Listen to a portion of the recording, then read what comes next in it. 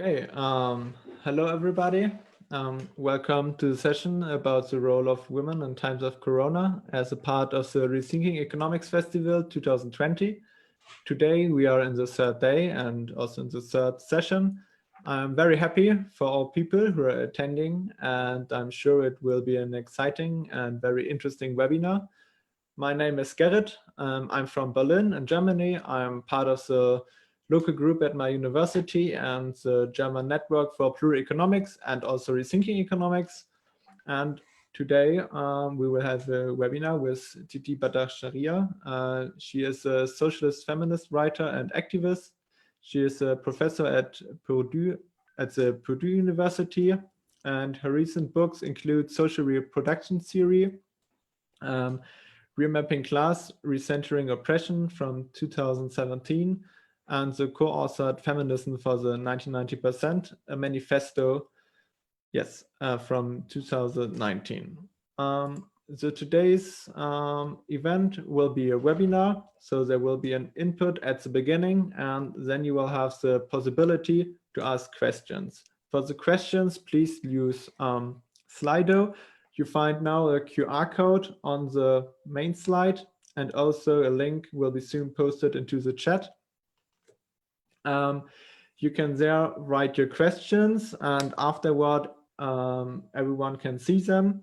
So, and then you have the possibility to rate them. So then afterwards, so the most favorite questions will be asked. It's like a very transparent way, I think. If you want to speak out the questions by yourself, please include your name in the question. There is an option to type in your name and also write mic at the end. Then I know that you want to ask the question on your own. I will then say your name, and please then click on the chat on raise hand, so we will unmute you. If not, it's no problem. Then I will ask the question. So you don't have to type in your name. It's perfectly fine if it's anonymously.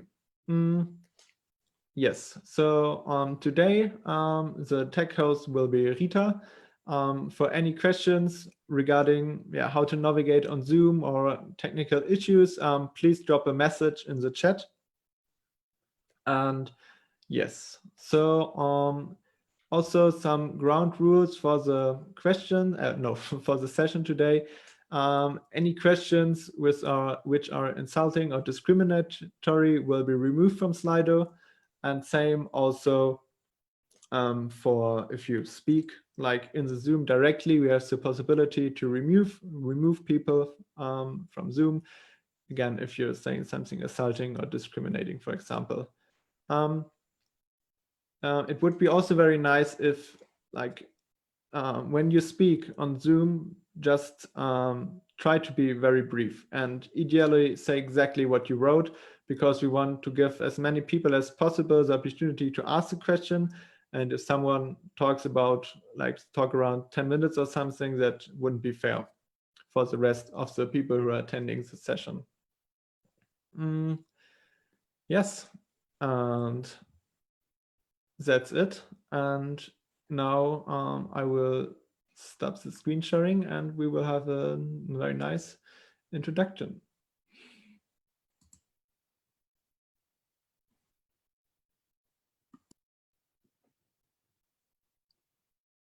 Sorry, should I start?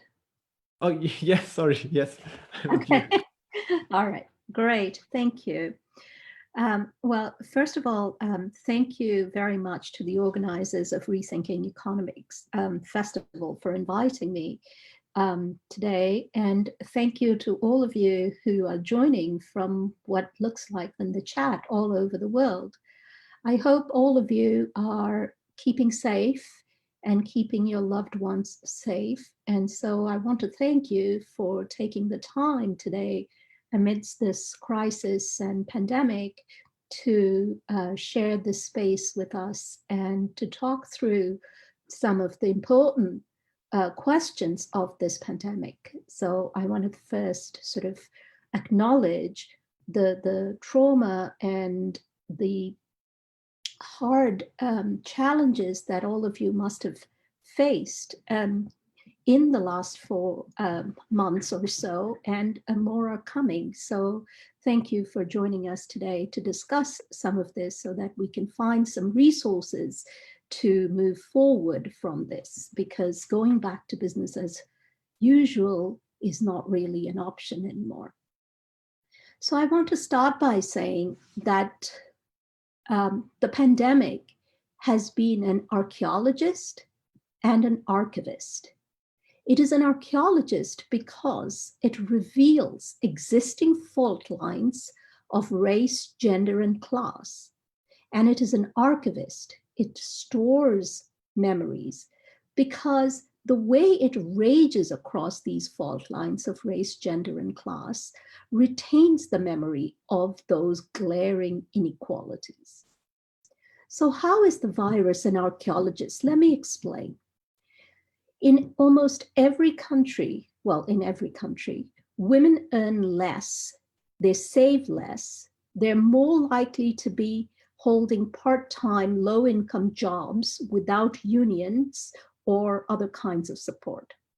And that naturally means that as the pandemic and the economic downturn hits their specific country, women are the first to let go, the first to suffer.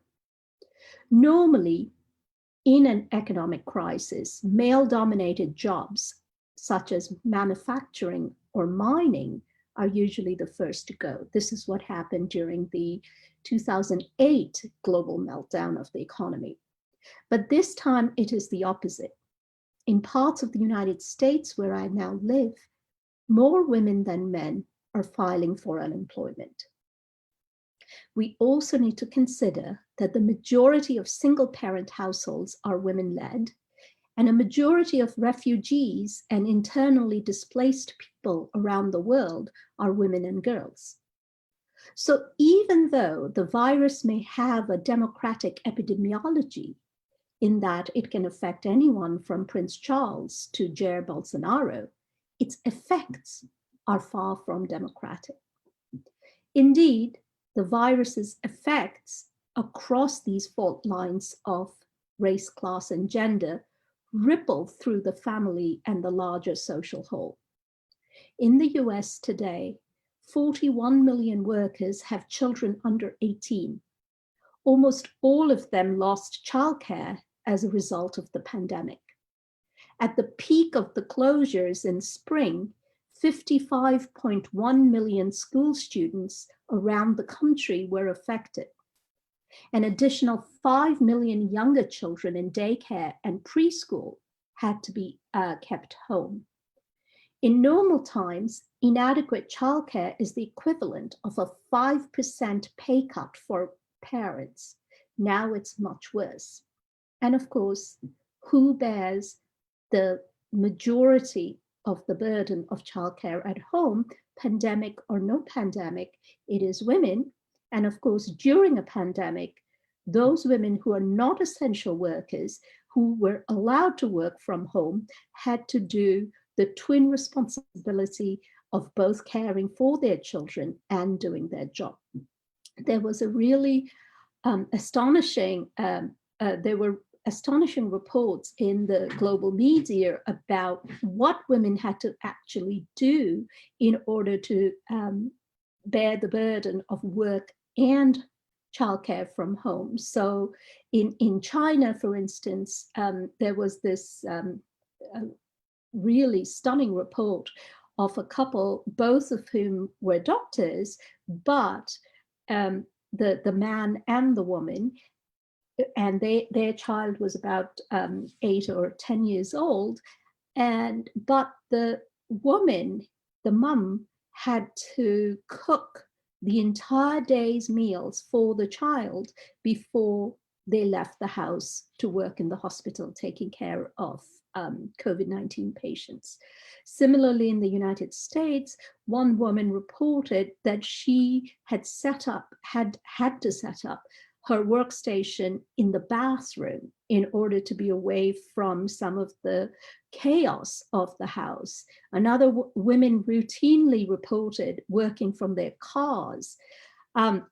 So this is what the pandemic sort of picture, panorama of the pandemic looks like. But how is the virus also acting as an archivist?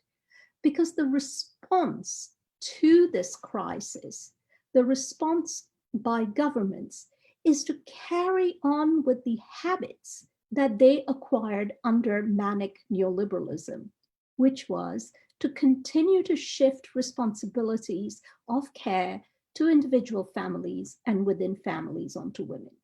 The clearest proof of this is the United States government, which is one of the richest countries in the world, has absolutely no plan for childcare programs which are really suffering under the effects of the pandemic.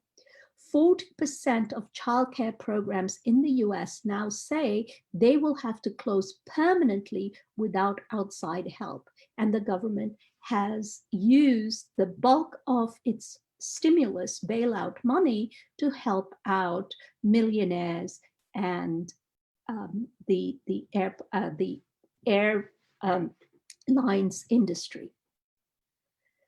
While there is this absolute crisis of care, through which was a crisis before the pandemic, but which has been exacerbated during the pandemic, all our rulers and their newspapers are worried about is the economy.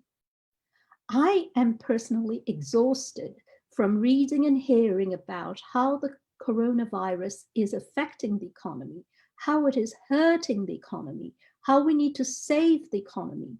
Reading the mainstream news outlets, you think that it was the economy that was being evicted, incarcerated, forced to work, dying, or being fired. So this is our welcome to capitalism, where things are valued more than life, and thing-making, i.e. profit-making, is valued more than life-making. We can see this because around the world, governments only started to respond to the virus once its spread was already impossible to control by their respective medical infrastructures. It has been instructive to see how stubbornly capitalism refused to protect life while panicking over stocks. Indeed, the initial callousness of our rulers to the virus was in part due to the fact that the most affected were our elderly. Now, this statistics has changed, at least in the United States right now. The second wave of the virus is affecting young people the most. But when the virus first hit, it was imagined that the elderly were disproportionately affected. And the elderly are people whom we may love, but who, for capitalism, have already outlived their use. They do not work, i.e. they do not produce profit. In fact, they draw pensions and benefits, i.e. they take from profit. The short-term vision that defines capitalism failed to see that unless we flatten the curve, we could all be affected. If hospitals became full of 65-year-olds and above, what would happen if a 40-year-old had a heart attack or an 11-year-old developed something potentially fatal?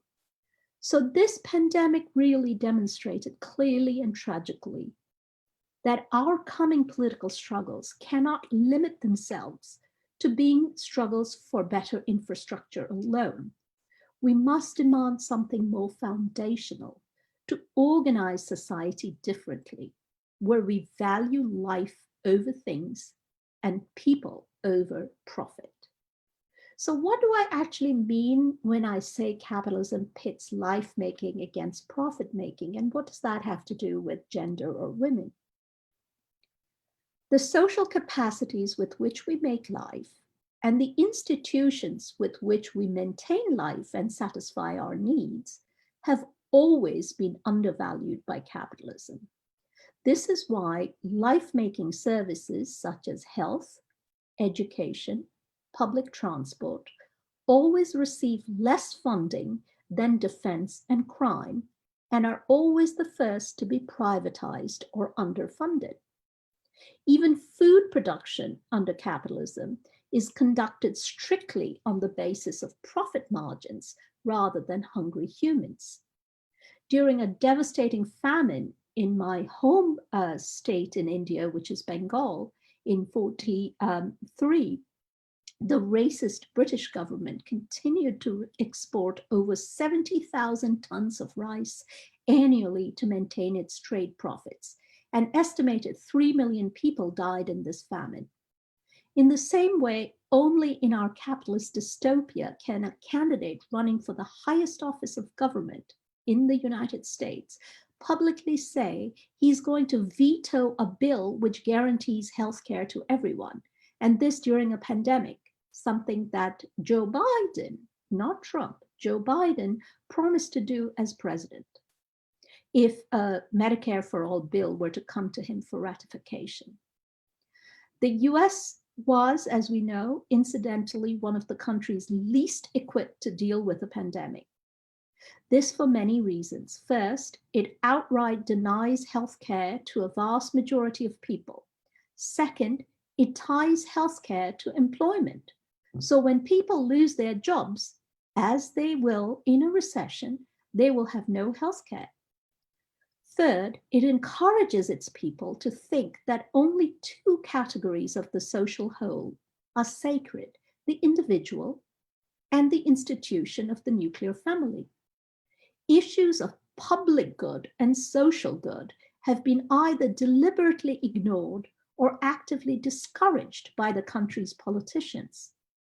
The result is a society with 2.7 hospital beds per 1,000 people and 120 guns per 100 civilians. As life-making work is devalued by capitalism, so are workers who perform these tasks. And most of life-making work in life-making institutions are done by women. Nurses, teachers, home care workers, farm workers, cleaners, without whose work it would be impossible to maintain life, are those very people who are paid the lowest wages and have the worst work conditions. A pandemic tragically clarified both the importance of life-making work and the perils of devaluing it. Take the case of home healthcare workers in the US, whose work has become vital during this crisis. Nearly 90% of home healthcare workers and nurses' aides in the US who work in nursing homes, hospices, and with the elderly in general are women. More than half of them are women of color. On an average, they earn less than $10 an hour with no paid sick time or healthcare benefits. Now, we are talking, for those of you tuning on for the Global South, we are talking about a country that is one of the richest in the world. More often than not, these women do not like to take time off as they feel they're needed by their vulnerable patients. These are the people most in contact with the folks who had the highest chance of suffering from the virus. So then, as the thinking in the United States went, those who were not low-wage women of color, they thought themselves safe. Hardly. 40 years of neoliberalism may have taught them to think that one can keep oneself protected with a magical barrier of individuality, but in reality, this is very different. The social institutions that were gutted in order for neoliberal austerity to breathe means that these very low-wage women, the ones that others might be trying to avoid, were now forced to go to work since austerity made sure that their wages were low, their benefits non-existent, and their housing always at risk. This meant that women at the front lines of care could not afford to socially isolate themselves because they could not afford to lose their jobs. In their daily routine of going to work, they had to come into contact with a multitude of people in order to be able to socially reproduce their own lives. And some of those people are those very people who thought they were safe in their individual bubble. Again, the coronavirus, although the virus itself recognized neither class nor race nor gender, it came into the lives of all of us because capitalism failed to protect the lives of some of us. So the pandemic has been a clarifying tragedy. In the spring, it temporarily forced governments and industry to direct production and policy towards the one thing that they have always deprioritized: human life. The case of Italy is a perfect example of a before and after picture of capitalism's priorities. Public funding for healthcare in Italy was reduced in the last decade by about 37 billion euros. Most of these cuts took place from 2010 to 2015, while the IMF was in control of the country's economy. Over these years, 359 hospitals were closed, while smaller hospitals abandoned. Now, with the virus stalking the country, Italy's prime minister ordered the closing down of, and I quote, all productive activity throughout the territory that was not strictly necessary. Funnily enough, stock markets did not make the list. What did make the list of essential work should make us reflect on what kind of work actually sustains human lives and social well-being. Italy, like many states in the US and in the European Union that followed the same pattern, included the following on its essential services list: supermarkets, grocery stores, all shops selling food, pharmacies, production of medicine and medical equipment, transport for medical staff, garbage collection, teaching by distant learning, and everything necessary to continue the supply of electricity, gas, water, and fuel. It has taken the tragedy of a global pandemic to reveal what capitalism likes to keep hidden: that the motor of the economy and society is human labor and women's care work, not capital. Let us do, as I did, a thought experiment and compare the wages of these essential workers with CEOs and investment bankers, neither of whom, it turns out, we need to actually run society. In the United States, and this is a very lowball figure because it is an average, okay?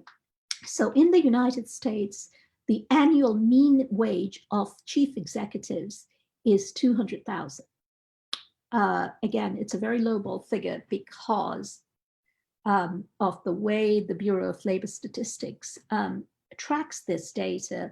So, you know, obviously Jeff Bezos earned slightly more than $200,000. Now, but if we keep that in mind, let's say it's even $200,000, counselors, social workers earn $49,000, preschool teachers $34,000, elementary and middle school teachers $50,000, food service workers $22,000, while janitors and cleaners $28,000. Now, in the US, and I'm sure this is a figure true for most of the world, 52% of the essential workers are women. That includes 77% of healthcare workers, 78% of social workers, and more than 2/3 of grocery store and fast food employees. And a majority of them are women of color. So now we know whose labor runs the world. But not all so-called public services were starved for funds. As the pandemic raged, disproportionately in communities of color, because those communities produced the most of the essential workers, because those communities had been devastated by neoliberalism prior to the pandemic, we saw erupt across the United States very necessary protests against police violence following the murder of George Floyd in Minnesota. We saw during the time of the protests, something became so clear to all of us as we watched those protests unfold across our screens and our streets, that the police and the paramilitary forces that Trump sent to the various cities were very, very well resourced and had all the resources they needed to brutalize, tear gas the protesters, while nurses had to reuse their personal protective equipment. The police had no shortage of guns, batons, tear gas, and pepper spray. At this moment in the United States, public school systems across the country are forecasted to have up to $1 trillion in budget shortfall. But in the past 30 years, police spending has grown by 445%, according to the Justice Policy Institute. This funding boom is happening even though, according to the FBI, violent crime has steadily decreased since the 1990s. How much we spend on police is even more staggering when you look at it at the city level. In Oakland, California, 41% of city spending went to policing. In Minneapolis, where the murder focused the country's attention, 36% of the city budget was for police. So let us concentrate for a moment on that fact, that violent crime declined while the power and budget of the police increased. Here we are grateful to abolitionists, especially Black abolitionist feminists, who have offered us years of careful research, activism, and analysis to help us make sense of this strange fact. According to Critical Resistance, one such abolitionist organization, policing, I quote, is a social relationship. What that means is that although police departments are tangible brick and mortar buildings and institutions, policing itself is a collection of various practices that change over time in order to do the job that the police are supposed to do under capitalism. And I quote, enforce law and social control through the use of force. What does this mean in practice? It means that the state and the police propping up that state decide on what acts are criminal. They can thus invent new criminal offenses every day. For example, and I love this one, derelict vehicle in the driveway. This is a crime.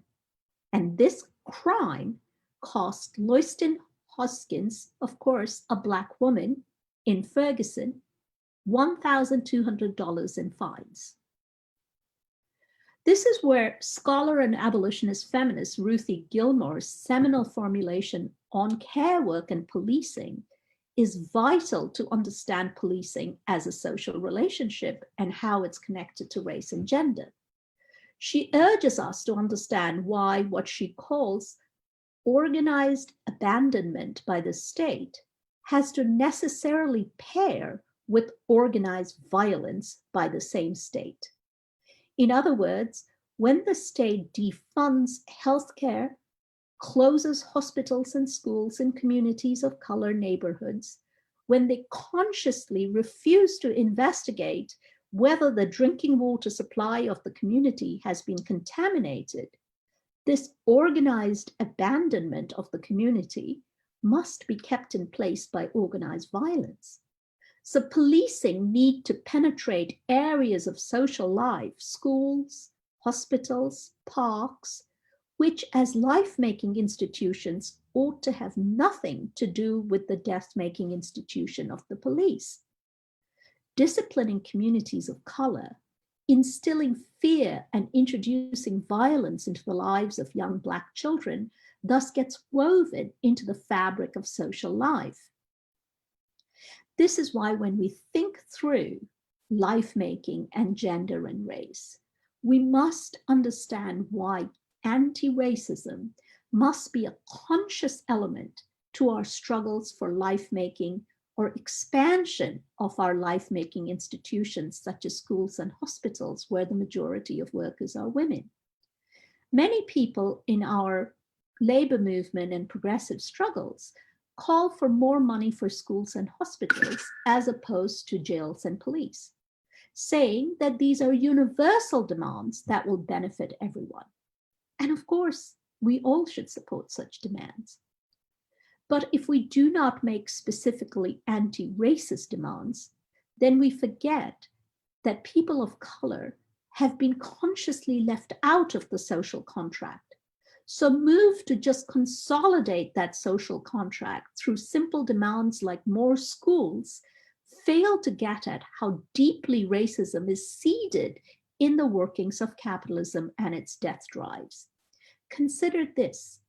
Often it is through a school, a life-making space, that is supposed to nourish and excite a child's creativity, that a Black child first comes into contact with the criminal justice system. I don't know if you followed the news of a young Black girl who has been put into juvenile jail because she, and this is during the pandemic, because she failed to submit her homework through the online education programs during the lockdown. So because of that, she's now in juvenile detention. Death-making institutions such as the police should have no space in our communities and movements if we want such spaces to allow life and life-making to flourish. In these extraordinary times then, how do you think we will fare without a banker? And now think how we will all fare without a nurse or a supermarket salesperson who stocks the shelves. The pandemic has shown us in very clear terms the importance of care work by women and life-making work for the sustenance of life and society. So for the first time in decades, in spring, governments took the unusual measures to institutionalize this insight. They opened more hospitals, although they were makeshift. They suspended the making of things that are unnecessary for life, and they disbursed funds to help out families in need. But all these measures were temporary. Today in the United States, we are running out of time for the extra $600 that were given for unemployment benefits during pandemic. And Congress and Senate still can't decide whether to extend that $600 to unemployed people. And this means there will be a wave of evictions from homes. There will be a wave of homelessness. And of course, there will be a rise in domestic violence.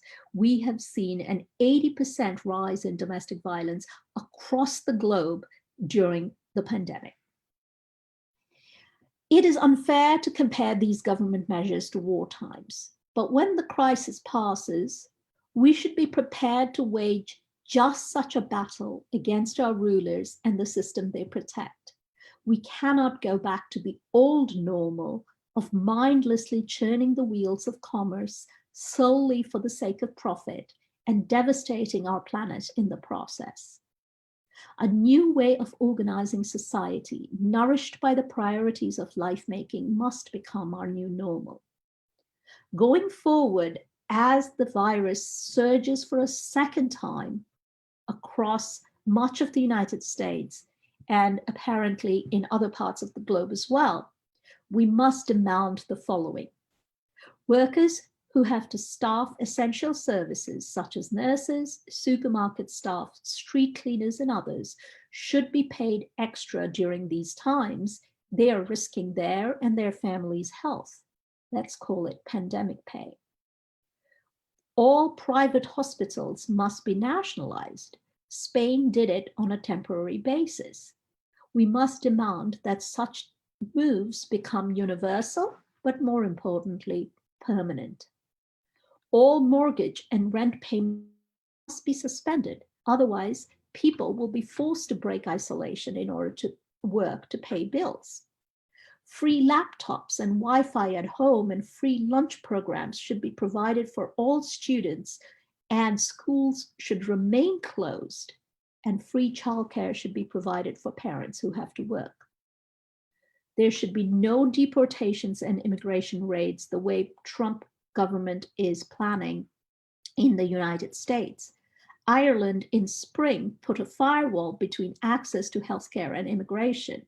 This allowed undocumented people to access healthcare and welfare without fear of arrests, detention, or deportation. All governments must follow suit and make that an important part of their stimulus package. Every building that is not housing humans for free, hotels, rich people's second and third homes, need to be taken over to care for the homeless and the sick. Every building that is housing humans against their will, jails, prisons, internment camps, need to be abolished. There is nothing more cruel than a pandemic raging across people who are in jails, who are in cages. The no curtailing of civil liberties using the virus as an excuse must be our top priority. Only capitalism could have invented a phrase, social isolation, to deal with a crisis. From a system that thrives on alienation and atomization, this should come as no surprise. But we cannot afford to socially isolate ourselves and build barriers against each other, either materially or politically. So what we must say instead is that we should physically isolate, but be in social solidarity with each other. In fact, we have already seen an unprecedented flourishing of organized and spontaneous acts of care and solidarity amongst ordinary people. People organized in neighborhood and citywide mutual aid networks to care for each other. Doctors from Cuba and China rushed over to Italy to help stem the rising tide of death. This is why we should be calling for physical isolation and social solidarity. For in these ruinous times, there still were and are luminous acts of anti-capitalism. Educators were offering free online lessons, counselors free help for mental health. This instinct of care and solidarity is what makes us human, and we cannot let capitalism make us forget that. We are creating beauty even when our surroundings have been vandalized by profit. This crisis, beyond the shadow of a doubt, has shown us that care work makes all work possible. Our job now is to ensure that all politics become the politics of care. Imagine what would happen if we refused to go back to work if our above demands were not made. Could they survive without us? So while we help each other through this, let us also plan our future. While we physically isolate ourselves, let us politically isolate the rich and fight like hell for a society that values life-making over profit-making. Thank you. Yeah, thank you very much for this very interesting introduction, and with a lot of very interesting thoughts and connections between different topics. Okay, so now everyone has the possibility of opportunity to ask questions via Slido, as I already mentioned at the beginning, and is also written in the chat. I will maybe shortly put on again the slide where you can find the QR code, so that you can easily scan it with your smartphone, for example. I would propose there are already some questions in Slido, but only a few. So I would say maybe we take 2 minutes that everyone can read and maybe upvote the questions which are already existing, and everyone can think about asking questions by themselves. So yeah, round about 2 minutes, and we will continue.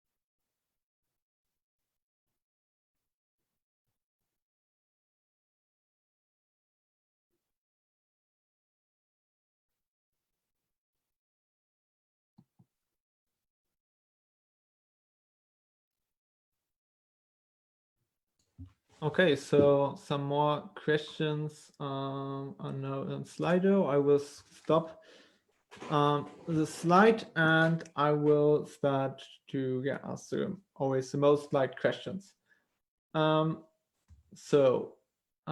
Question is how to explain the correlation with the fact that women lead governments were more efficient facing this pandemic. Sorry, could you repeat that, Gary? Oh, yes, of course. The question is how to explain the correlation with the fact that women lead governments were more efficient facing this pandemic. Ah, okay, yeah, I understand. Do you want me to take a few questions and then answer, or answer one by one?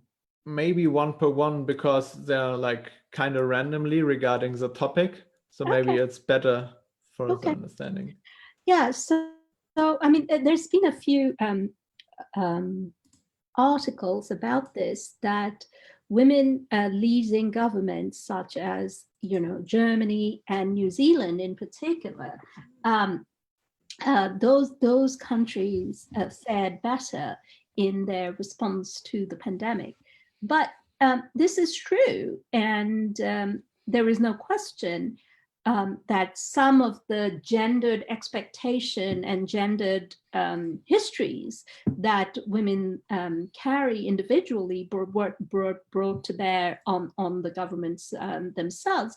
But it has not been universally true, in the sense that there were many countries where led by men that did pretty well during the pandemic, while you know, many cities led by women did pretty badly. So, and you know, right now, the large, I live in a university town, but the city closest to me is Chicago, and the large city closest to me is Chicago, and Chicago is led by, as a city, led by the mayor is a woman of color. She's a Black woman, Lori Lightfoot. And she's been absolutely awful when it comes to her response to the protests and how she has responded to the opening of schools. You know, the Chicago Teachers Union is fighting hard to say that schools should only be opened when it is perfectly safe for children and teachers to go back to work. And remember, the vast majority of public school students in the US are children of color. So, but Lori Lightfoot has not been very good at all in dealing with the crisis. So, so that kind of correlation only goes so far. I would say that if you put a woman in government, it is bound to have good results. I think we should have more women in government.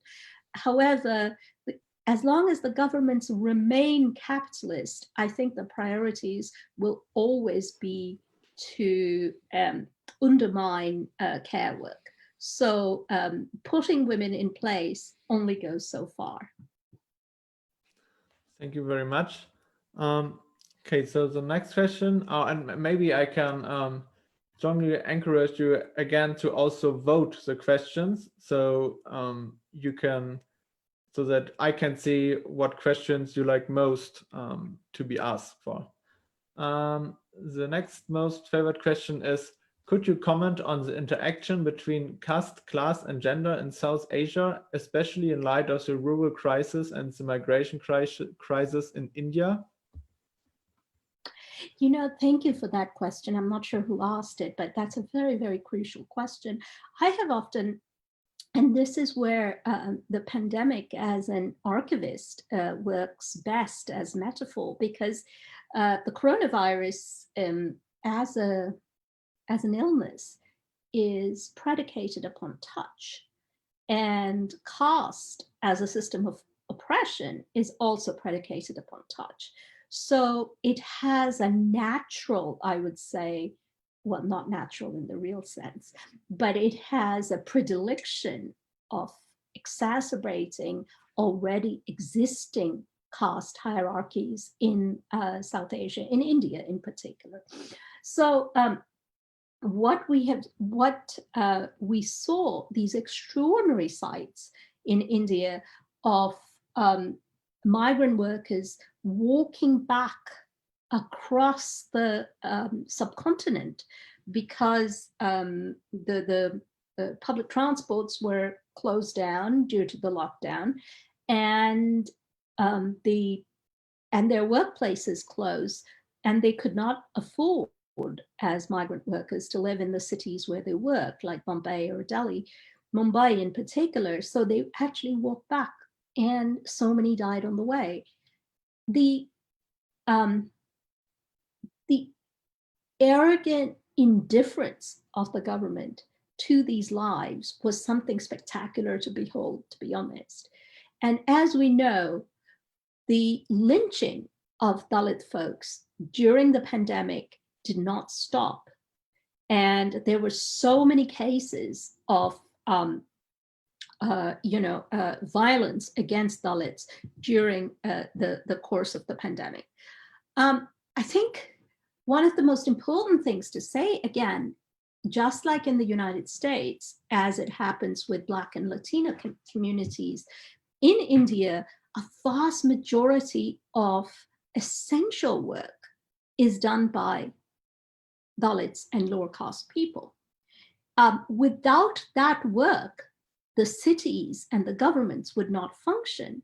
And yet, not only are those wages phenomenally low, they are also the most despised socially from the rulers of their own countries, right? So this is something, again, when we talk about redressal policies, when we talk about reparations, we have to anchor these reparations and redressal into the question of race and caste. We can't simply say we need more hospitals in India, because often hospitals close the door to Dalit people. They do not allow Dalit people to come into the hospitals.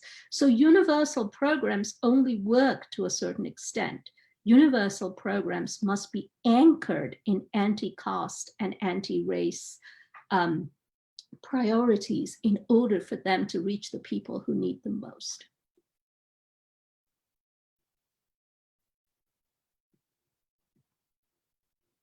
Thank you very much again. Okay, so now the next question is, do you feel that in the discussion on post-COVID alternatives, these care work, social reproduction issues are receiving enough attention? And in the view of the author, it's not the case, and in mine as well. Well, mine as well. So I think this is part of what I have been trying to argue now in various places is, you know, the governments temporarily acknowledged in their policies that care work was important. They had to, you know, they needed nurses, they needed people to stock supermarkets, they needed people to clean the streets. So this sort of care work, life-making work, they had to acknowledge as important. But they want to go back to business as usual as soon as possible, which means deprioritizing care work. But even during the time when they kept saying, you know, nurses are holding up the world, they were not providing nurses with the equipment they needed. Even while they were saying that food workers were holding up the world, they were not providing food workers with the kind of care, with the kind of resources they needed to continue to produce food. Migrant workers in Europe who were working in fruit picking, migrant workers in the United States who were working in the agricultural sector were not given, not only were they not given PPE, so masks to work, they were crowded into these fields because they wanted as quickly to produce food as possible. So even during their sort of acclaimed claims that you know, our essential workers, our women workers are so important, our nurses are great warriors, clap for the NHS and so on, they were not providing the resources that these care workers needed. So we need to make that case really strongly, because right now, one of the lessons we can point towards when we go into policy meetings, or we go into our trade unions, or we go into our community organizations, we need to make that point that we saw during the pandemic that care work and women's labor was what kept the world ticking over. How can we go back to a world where that work is systematically devalued, undervalued, and sometimes not even recognized? So this is something that we absolutely need to emphasize and argue in all our public venues through this pandemic, but certainly after. Yeah, thank you very much again for this.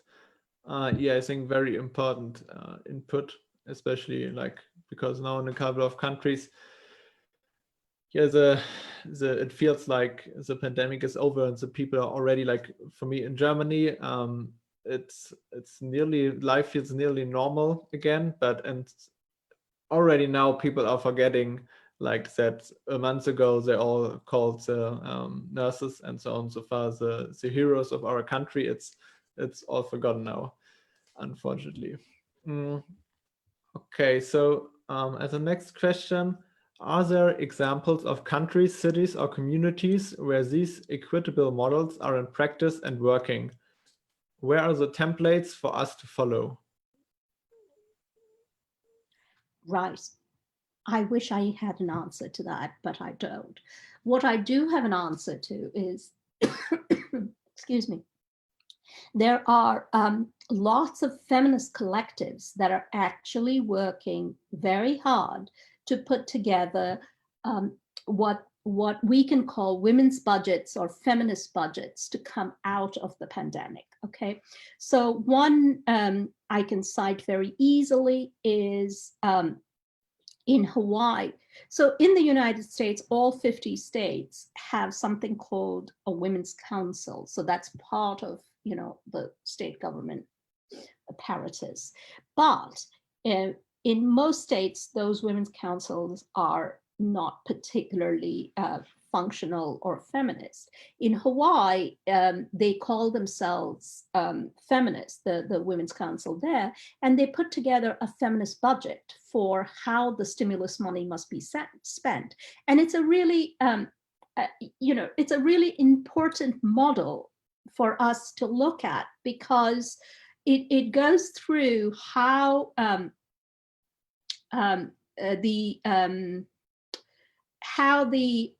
money, that the stimulus money was coming into the state, needed to take into account Indigenous women, needed to take into account women of color, and particularly women's labor. Not because this was the politically correct thing to do, but because these were the people who were holding up the work of society.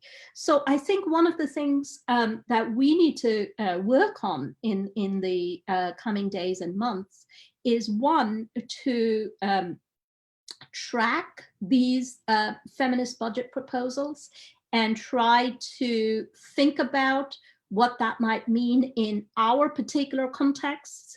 We should also try to develop resources ourselves within our communities. So for instance, I am working with folks on my campus, university campus, to address what is going to happen to care work of university staff and faculty, you know, the secretaries, the professors. So my child is 11 years old, and her education is going to be online this coming fall, and I'm going to be teaching one online. So I'm going to be at home, and she's going to be at home, me teaching and her learning. But I have to cook, clean, provide food, all of that for her and myself. Now, the university is not going to be providing me with any extra resources to do this. But I have to teach only specific days of the week. But a secretary or a staff member has to teach, has to be at work, whether it's online or on campus, from 8 in the morning till 5 in the afternoon, every single day, Monday to Wednesday. And she may be having childcare responsibilities at home. So the university is not providing resources for this person, food service workers on campus. So we should also try to have these sort of meetings and concerns to discuss policy in our own workplace and our settings, to kind of talk about the importance of care work, and how care work is not something we should provide simply because we are women, whether cis or trans. Care work is an essential service to society and needs to be remunerated and supported by governments who profit from that care work. Yeah, thank you again. One question: what do you think? What's the best option to address these issues, like with the staff from the university? Is it on a university level or state level or a federal level, like in the US? Well, I mean, US universities, the presidents of universities have enormous power on campus. So if it's a university staff question, it certainly should be addressed first at a campus level. You know, university presidents can definitely redirect funds to help with care work. So for instance, on my university, all international travel and grants for international travel has been stopped, right? So faculty are not going to be traveling. So that's quite a lot of money. You know, my university has the total of folks on campus is 60,000. That's like a small town, right? So a lot of that money is not going to be used this semester. So where is that money going to go? Why can't some of that money be redirected for care work for staff and faculty and graduate students who have children, or any student who has care responsibilities, and it's not just children. I apologize for saying that. Elder care is also very important. A lot of people live with their family elders within the family, or care for people with other disability needs. So care work is across the board, and that money should go there. Yeah. Well, yes. Okay, so the next question is kind of personal. How did you get into researching these topics you just discussed? What was your path into them? That's a very interesting question. It's a very personal question, and it will have a very personal answer. Well, I was a political activist from very early on. My parents were left-wing, so I grew up in a left-wing house. And so I was part of the organized left from, as a teenager, since I was very young. So, throughout my life, my adult life anyway, I fought for women's rights, gender rights, rights of women to be able to walk freely, express themselves sexually freely, and so on, equal wages, all of that. But that was part of sort of my general sort of persona as a leftist, I think I became committed to specifically feminist and social reproduction feminism, guess when? After I became a mom. So overnight, I think my entire life, which was, and I had my child quite late in life comparatively. I was 37 years old when I had my child. And so I had enjoyed an adult life till my 37th year of being able to do fairly what I wanted to do, besides the general social barriers of race and gender.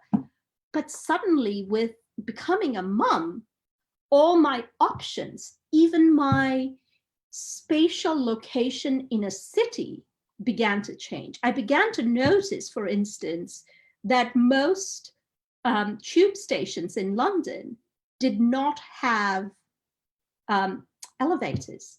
So it was impossible to carry my child and her stroller across, all those steps in North London tubes.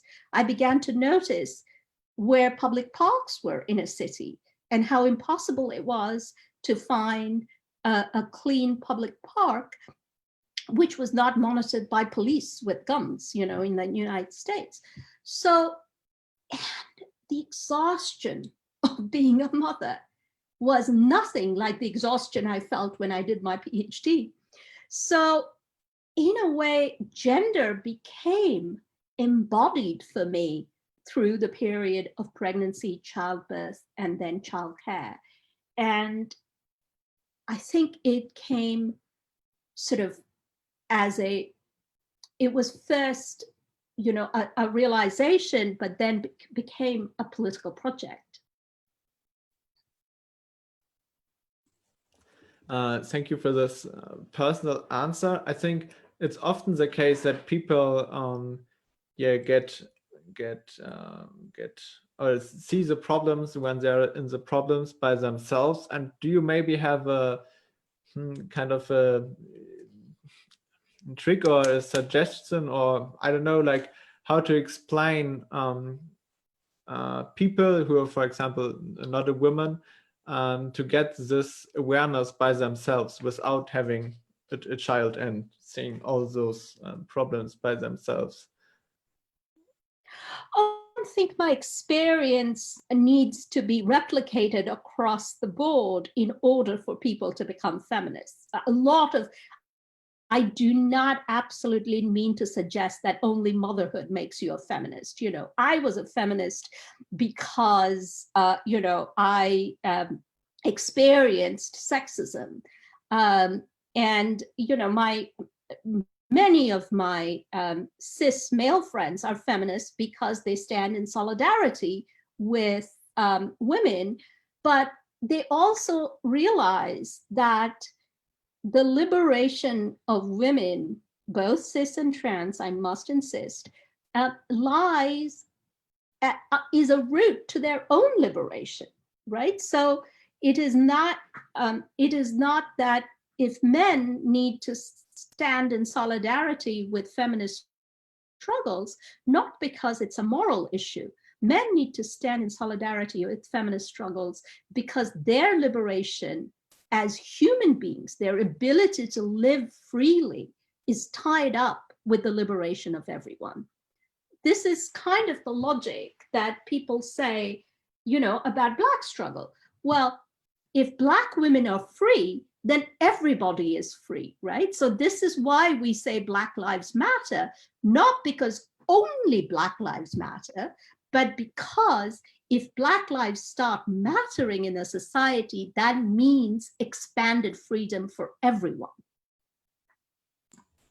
Yeah, I think, that's a very, very important point also regarding the current debate.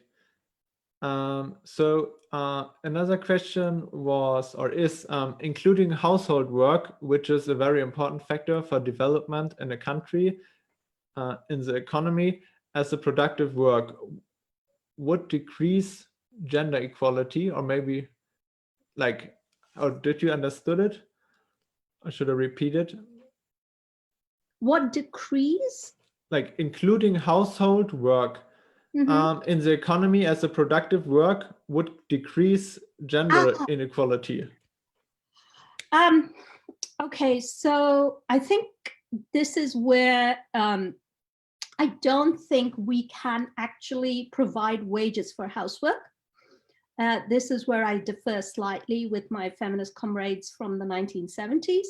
But having said that, I think it's a very important slogan that was raised in the 70s because it drew attention to the absolute inequality of housework.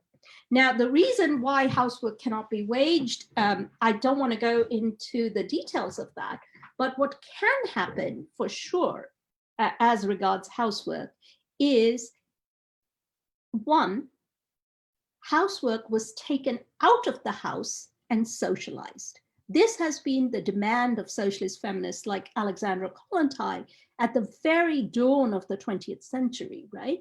So for instance, think about a normal suburban street in the United States. It is such a waste of resources. So first of all, every house has a lawnmower or a snowblower. You don't need that for every house. You can have one for, or two for the entire street, and you can just rotate, right? So socializing it, and you take turns in doing this work. Now, people say, well, what about kitchens? Well, cooking should be pleasurable. It shouldn't be a chore that is only done by women, or vast majority done by women. So if cooking is socialized, then if you do want to cook, you can still cook for pleasure, but you don't have to cook every day.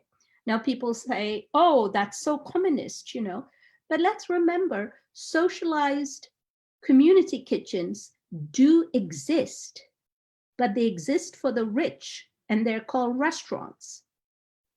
Okay, so if these kind of socialized cooking could happen for everyone, where people could pick up their meal, on their way back from work, okay, where healthy meal cooked by community, taking turns could happen, then that would vastly reduce the pressure of housework on women within the house. And this is something the government could consciously invest in.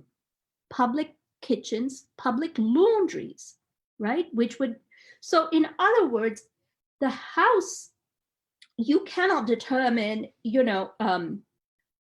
how you're going to wage each task in a household. But what you can do is invest a lot in the infrastructure of a community by the government in order to take housework out of the house, so that the work that you do in the house is actually for your own pleasure, not because you have to. So if you want to cook for a loved one, then that's something you do, just because it's pleasurable, not something you have to do after you're tired after a long day's work. If you want to work in your garden, that's a pleasurable task that you do, right? So it should become a choice rather than an absolute necessity, which is borne mostly by women. And this investment in this kind of infrastructure, let me also emphasize, would be an investment in green jobs, because these are jobs that do not require fossil fuels, that we can retrain, our worker comrades who work in fossil fuel industries to perform these green jobs. That would be a just transition.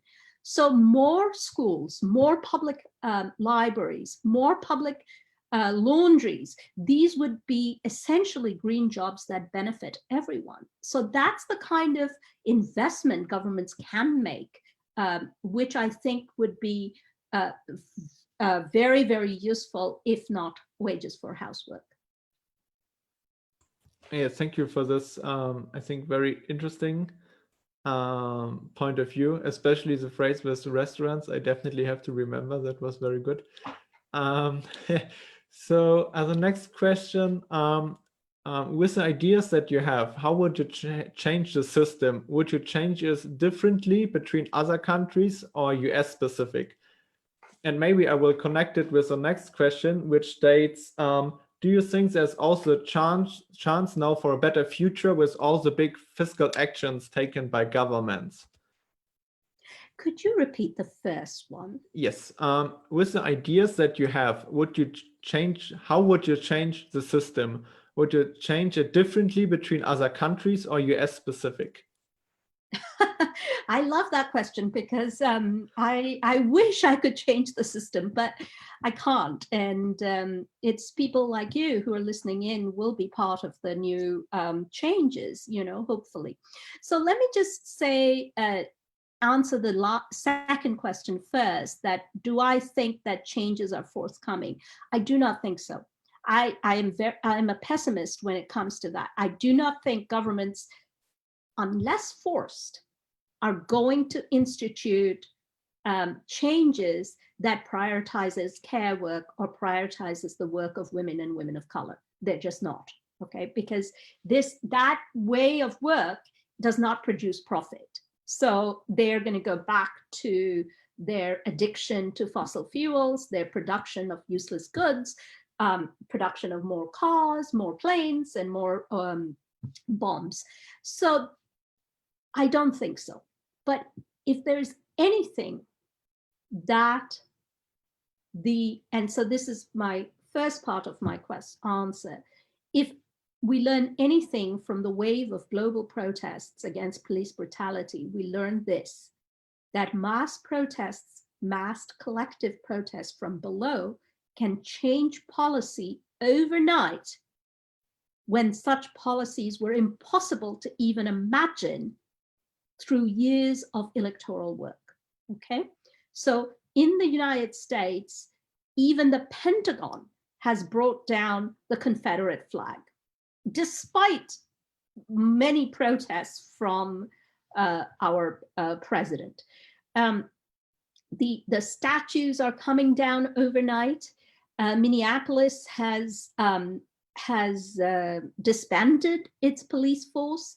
And this conversation that we don't need police is on everybody's lips, from the New York Times to your local community organizer, and suddenly thinks that we as socialist feminists have been saying for a long time is on everybody's lips. And the reason for this is because of these mass collective protests that have been happening globally. So unless protests of that scale and that level of intensity and intention happens when regards to care work and these kind of gendered questions, I don't think governments will be forced to work. So there's work to be done for all of us in coming days and months. Well, okay. Actually, it's same for me. I'm also kind of pessimistic regarding the future, but yeah, we will see with the elections if something will change or not. Okay, so the next question is kind of general. Why are people afraid of women reaching high positions? I think powerful women threaten the social norms and social expectation. And so, you know, the system functions upon this artificial division between work being male arena while home being a female arena. Now, obviously, this division was never true for any part of modern history. Women always, working class women, peasant women always worked. And right now, you know, the breadwinner model for men has broken down completely. But that stereotype or that model still exists in the realm of ideas, or is sustained by the system in the realm of ideas, I should say, because it is helpful to have this gender division in order to perform the work of life making and caregiving free of cost for the system, right? So as long as the next generation of workers are produced free of cost in the social unit called the family, then the system can progress reliably on to the next things. So this is why this stereotype exists now. And so, you know, when women break that stereotype, it becomes threatening for society as a whole. But having said that, I must say that my co-authors and I wrote this book, Feminism for the 99%, precisely to question or challenge the model of a powerful woman at the helm of capitalism, okay? So for instance, I don't think I would be particularly happy as an Afghan woman to be bombed by Hillary Clinton rather than Joe Biden, right? So if women in powerful capitalist positions perform the work of capital, which they always do, then that's not a win for feminism. That is actually a loss for feminism. That is a co-option of the project of feminism to serve the project of sexism, patriarchy, and capitalism. So this is why we should argue for a feminism for the 99%, a feminism for the majority, a feminism for all, rather than feminism for the few.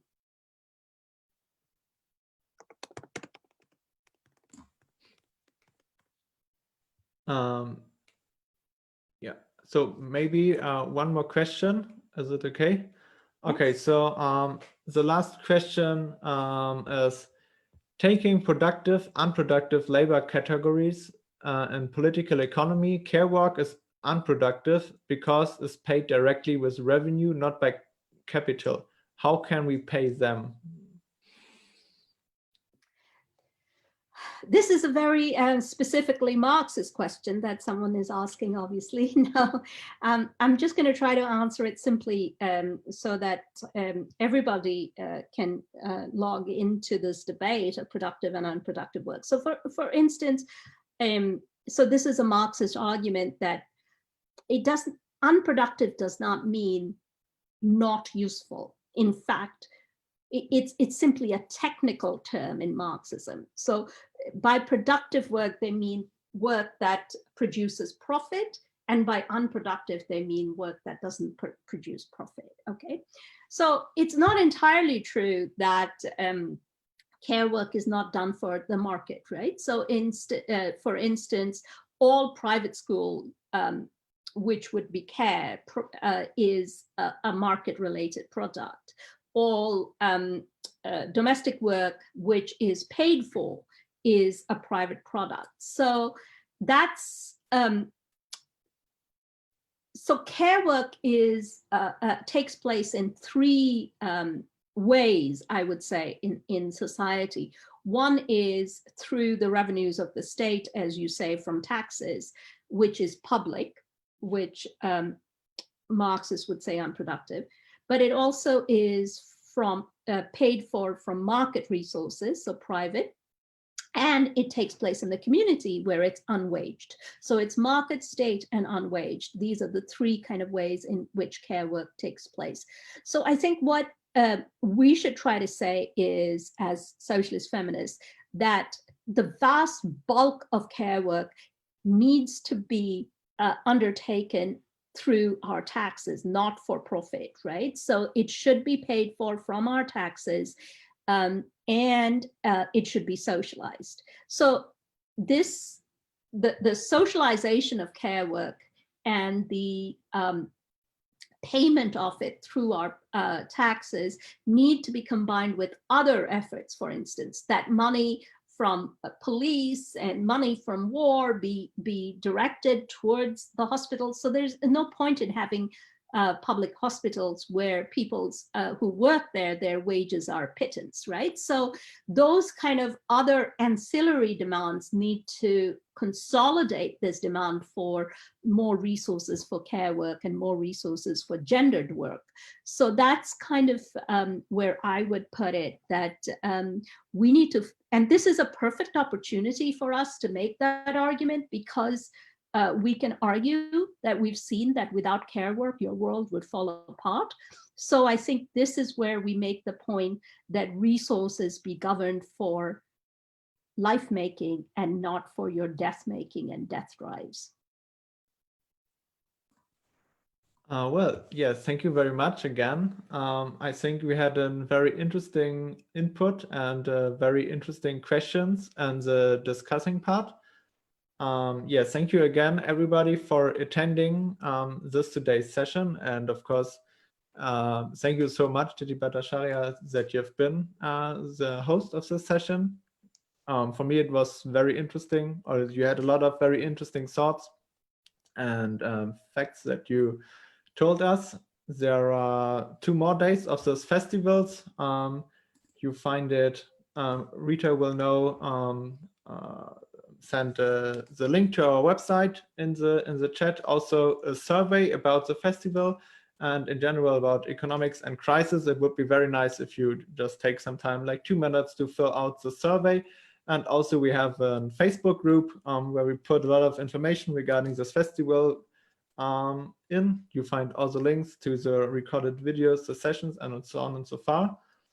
And yes, and then I hope you have a great day. I wish you all the best, Titi. And thank you again for attending. Do you have anything also to say at the end, or otherwise, yeah, we will end. Thank you very much for organizing this, for sharing your thoughts, and thank you so much for all those thoughtful questions. Keep well, stay safe. Bye-bye. You're welcome. Bye.